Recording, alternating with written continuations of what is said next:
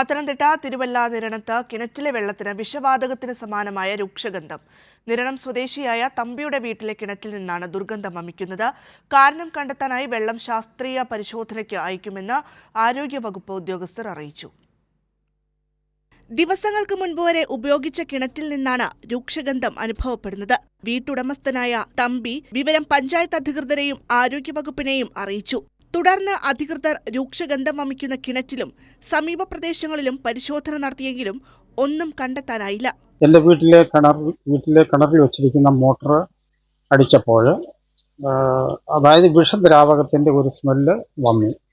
അപ്പോഴത്തേക്ക് എൻ്റെ ഭാര്യ ഓടി വന്ന് എൻ്റെ ഈ വെള്ളത്തിൻ്റെ മണം ഇങ്ങനെ വന്നതെന്ന് പരിശോധിക്കാൻ പറഞ്ഞു. അപ്പം ഞാൻ ഇറങ്ങി കിണറ്റിൽ ചെന്ന് നോക്കിയ സമയത്ത് വിഷദ്രാവകത്തിൻ്റെ മണമുണ്ട്.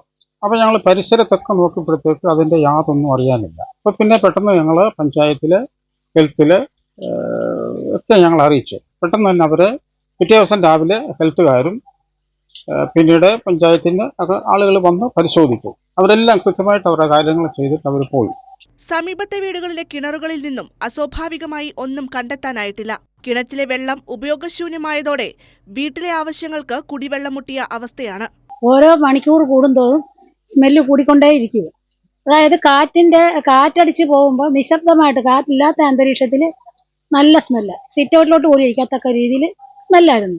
രാവിലെ എണീറ്റാണെങ്കിലും വെള്ളമില്ല. പിന്നെ അയലക്കത്ത് പോയി ഇന്നലെ കുളിക്കുകയൊക്കെ ചെയ്തത്. വെള്ളത്തിന്റെ സാമ്പിൾ ശേഖരിച്ച വിദഗ്ധ പരിശോധനയ്ക്കായി അയക്കുമെന്നും ആരോഗ്യവകുപ്പ് ഉദ്യോഗസ്ഥർ പറഞ്ഞു. കൈരളി ന്യൂസ്, പത്തനംതിട്ട.